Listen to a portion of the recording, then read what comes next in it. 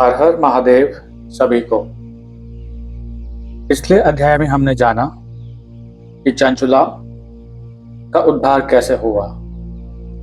ब्राह्मण जी ने उन्हें शिव पुराण सुनाकर उनका उद्धार कैसे किया एंड उनकी मृत्यु जब हुई तो कैसे वो शिवलोक में गई एंड कैसे वो माता पार्वती की सखी बनी।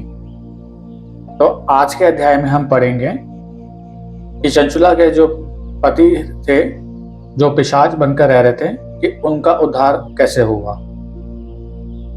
आइए शुरू करते हैं। चंचुला के प्रयत्न से पार्वती जी की आज्ञा पाकर तुम्बुरुका विंध्य पर्वत पर शिव पुराण की कथा सुनाकर बिंदुक का पिशाचियों से उद्धार करना तथा उन दोनों दंपत्ति का शिव धाम में सुखी होना। सूत जी कहते हैं, शौनक एक दिन परमानंद में निमग्न हुई चंचुला ने उमा देवी के पास जाकर प्रणाम किया और दोनों हाथ जोड़कर वह उनकी स्तुति करने लगी। चंचुला बोली, गिरिराज नंदिनी स्कंद माता उमे, मनुष्यों ने सदा आपका सेवन किया है। समस्त सुखों को देने वाली शंभु प्रिय आप ब्रह्म स्वरूपिणी हैं। विष्णु और ब्रह्मा आदि देवताओं द्वारा सेव्य है। आप ही सगुना और निर्गुणा हैं तथा आप ही सूक्ष्म सच्चिदानंद स्वरूपिणी आज्ञा प्रकृति है। आप ही संसार की सृष्टि पालन और संहार करने वाली हैं।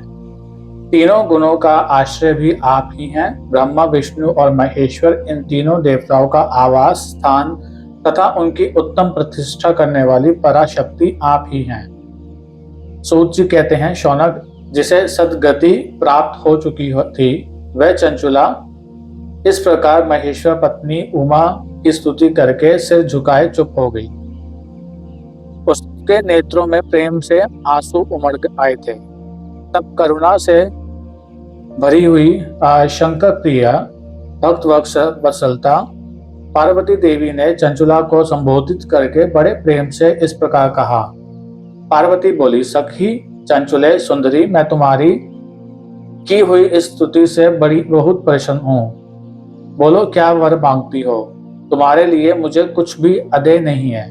मतलब कि तुम्हें मैं कुछ भी दे सकती हूँ, ऐसा कुछ नहीं है कि जो मैं तुम्हें नहीं दे सकती। अदेय का मतलब है कुछ ऐसा कुछ नहीं है कि कुछ भी अदेय नहीं, मैं कुछ भी नहीं दे सकती। चंचुला बोली, निष्पाप गिरिराज कुमारी, मेरे पति बिंदुक इस समय कहाँ हैं? उनकी कैसी गति हुई है यह मैं नहीं जानती। कल्याणमयी दीनवत्सल्य, मैं अपने उन पति देव से जिस प्रकार संयुक्त हो सकूं वैसा ही उपाय कीजिए। मतलब कि वो कह रहे हैं कि कुछ ऐसा आप उपाय कीजिए, कुछ ऐसा सॉल्यूशन निकालिए कि मैं उनसे दोबारा मिल जाऊं। महेश्वरी महादेवी, मेरे पति एक शूद्र जातीय वैश्या के प्रति आसक्त थे और पाप में ही डूबे रहते थे।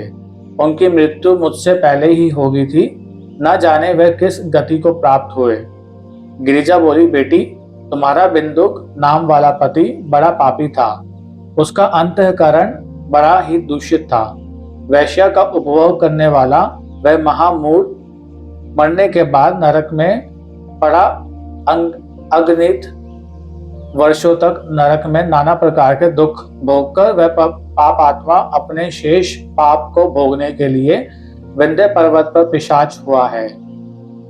इस समय वह पिशाच अवस्था में ही है और नाना प्रकार के कलेश उठा रहा है। वह दुष्ट वही वायु पीकर रहता और सदा सब प्रकार के कष्ट सहता है। सूत जी कहते हैं, शौनक गौरी देवी की यह बात सुनकर उत्तम व्रत का पालन करने वाली चंचुला उस समय पति के महान दुख से दुखी हो गई। फिर मन को स्थिर करके उस ब्राह्मण पत्नी ने व्यथित हृदय से महेश्वरी को प्रणाम करके पुनः पूछा। चंचुला बोली, महेश्वरी महादेवी, मुझ पर कृपा कीजिए और दूषित कर्म करने वाले मेरे उस दुष्ट पति का अब उद्धार कर दीजिए। तो उद्धार कर दीजिए मतलब कि उनको अपलिफ्ट कर दीजिए। देवी कुत्सित बुद्धि वाले मेरे उस पापात्मा पति को किस उपाय से उत्तम गति प्राप्त हो सकती है, ये शीघ्र बताइए, आपको नमस्कार है।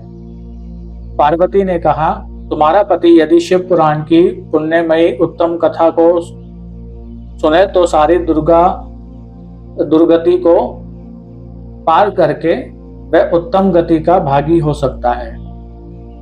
अमृत के समान मधुर अक्षरों से युक्त गौरी देवी का यह वचन आदर पूर्वक सुनकर चंचला ने हाथ जोड़कर मस्तक झुकाकर उन्हें बारंबार प्रणाम किया और अपने पति के समस्त पापों की शुद्धि तथा उत्तम गति की प्राप्ति के लिए पार्वती देवी से ये प्रार्थना की कि मेरे पति को शिव पुराण सुनाने की व्यवस्था होनी चाहिए।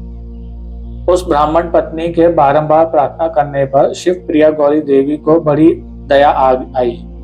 उन भक्त वत्सला महेश्वरी गिरिराज कुमारी ने भगवान शिव की उत्तम कीर्ति का गान करने वाले गंधर्वराज तुम्बरू को बुलाकर उनसे प्रसन्नता पूर्वक इस प्रकार कहा, तुम्बरू, तुम्हारी भगवान शिव में प्रीति है।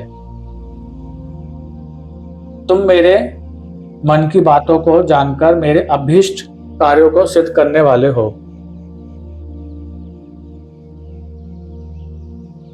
इसलिए मैं तुमसे एक बात कहती हूँ, तुम्हारा कल्याण हो। तुम मेरी इस सखी के साथ शीघ्र ही विंध्य पर्वत पर जाओ। वहां एक महाघोर और भयंकर पिशाच रहता है। उसका वृतांत तुम आरंभ से ही सुनो। वृतांत मतलब डिस्क्रिप्शन। मैं तुमसे प्रसन्नता पूर्वक सब कुछ बताती हूँ। पूर्व जन्म में वह पिशाच बिंदुक नामक ब्राह्मण था।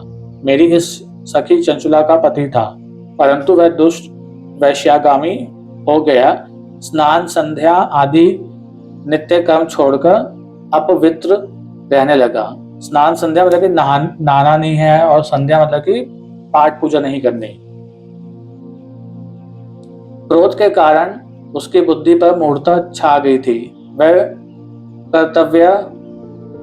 कर्तव्य का विवेक नहीं कर पाता था। अक्षय भक्षण, सज्जनों से द्वेष और दूषित वस्तुओं का दान लेना, यही उसका स्वाभाविक कर्म बन गया था। अभक्ष्य मतलब इनएडिबल और भक्षण मतलब फूड, फीडिंग। वह अस्त्र शस्त्र लेकर हिंसा करता, बाएं हाथ से खाता, दीनों को सताता और क्रूरता पूर्वक पराये घरों में आग लगा देता था। चांडालों से प्रेम करता और प्रतिदिन वैश्या के संपर्क में रहता था। बड़ा दुष्ट था। वह पापी अपनी पत्नी का परित्याग करके दुष्टों के संग में ही आनंद मानता था। वह मृत्यु प्रतन दुराचार में ही फंसा रहा। फिर अंत काल आने पर उसकी मृत्यु हो गई। वह पापियों के भोग स्थान और यमपुर में गया और वहां बहुत से नरकों का उपभोग करके वह दुष्ट आत्मा जीव इस समय विंध्य पर्वत पर पिशाच बना हुआ है। वही वह दुष्ट पिशाच अपने पापों का फल भोग रहा है। तुम उसके आगे यत्न पूर्वक शिव पुराण की उस दिव्य कथा का प्रवचन करो, जो परम पुण्यमयी तथा समस्त पापों का नाश करने वाली है। शिव पुराण की कथा का श्रवण सबसे उत्कृष्ट पुण्य कर्म है। यानी कि अगर जो शिव पुराण की कथा को जो सुनता है तो वही सबसे जो है ऊंची मानी गई है, मतलब कि उन्नत, लाइक एक्सीलेंट। उससे उसका हृदय शीघ्र ही समस्त पापों से शुद्ध हो जाएगा और वह प्रेत योनि का परित्याग कर देगा। परित्याग मतलब छोड़ देगा। उस दुर्गति से मुक्त होने पर बिंदुक नामक पिशाच को मेरी आज्ञा से विमान पर बिठाकर तुम भगवान शिव के समीप ले आओ। सूत जी कहते हैं, शौनक, महेश्वरी उमा के इस प्रकार आदेश देने पर गंधर्वराज तुम्बरू मन ही मन बड़े प्रसन्न हुए। उन्होंने अपने भाग्य की सराहना की। तत्पश्चात उस पिशाच की सती साध्वी पत्नी चंचुला के साथ विमान पर बैठकर नारद के प्रिय मित्र तुम्बरु वेग पूर्वक विंध्याचल पर्वत पर गए। वेग पूर्वक मतलब कि क्विकली, शीघ्र ही। वहां उन्होंने उस पिशाच को देखा। उसका शरीर विशाल था, थोड़ी थोड़ी बहुत बड़ी थी। वह कभी हंसता, कभी रोता और कभी उछलता था। उसकी आकृति बड़ी विकराल थी, हालांकि वो बहुत ही बड़ा विकराल, बहुत ही बड़ा पिशाच था। भगवान शिव की उत्तम कृति का गान करने वाले महाबली तुमरू ने उस अत्यंत भयंकर पिशाच को पाशों द्वारा बांध लिया।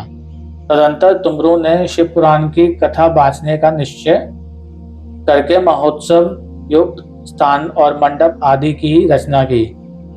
इतने में ही संपूर्ण लोकों में बड़े वेग से ये प्रचार हो गया कि देवी पार्वती की आज्ञा से एक पिशाच का उद्धार करने के उद्देश्य से शिव पुराण की उत्तम कथा सुनाने के लिए तुमरू विंध्य पर्वत पर गए हैं। तो मतलब कि बड़ी वेग से, मतलब कि बहुत जल्दी उसका जो है वो चीज हर जगह फैल गई कि विंध्य पर्वत पर शिव पुराण की कथा होने वाली है। फिर तो उस कथा को सुनने के लोभ से बहुत से देवर्षि भी शीघ्र ही वहां पहुंचे। आदर पूर्वक शिव पुराण सुनने के लिए आए हुए लोगों का उस पर्वत पर बड़ा अद्भुत और कल्याणकारी समाज जुट गया। फिर तुमरू ने उस पिशाच को पाशों से बांधकर आसन पर बिठाया और हाथ में वीणा लेकर गौरीपति की कथा का गान आरंभ किया।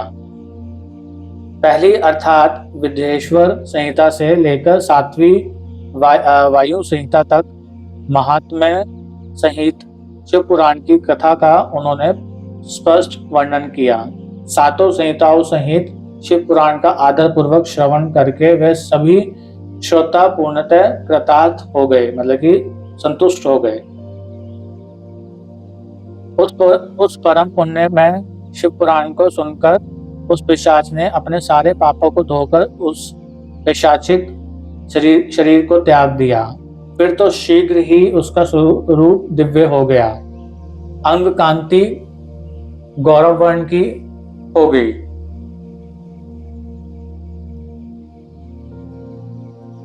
शरीर पर श्वेत वस्त्र तथा सब प्रकार के पुरुषोचित आभूषण उसके अंगों को उदासित करने लगे। मतलब कि एक तरह से जो उसका जो अंग था वो आभूषणों से उदासित, मतलब कि चमक रहा था। वह त्रिनेत्रधारी चंद्रशेखर रूप हो गया। इस प्रकार दिव्य देहधारी होकर श्रीमान बिंदुक अपनी प्राण वल्लभा चंचुला के साथ स्वयं ही पार्वती वल्लभ भगवान शिव का गुणगान करने लगा। उसकी स्त्री को इस प्रकार दिव्य रूप से सुशोभित देख वह सभी देवर्षि बड़े विस्मित हुए। उनका चित्त परमानंद से परिपूर्ण हो गया।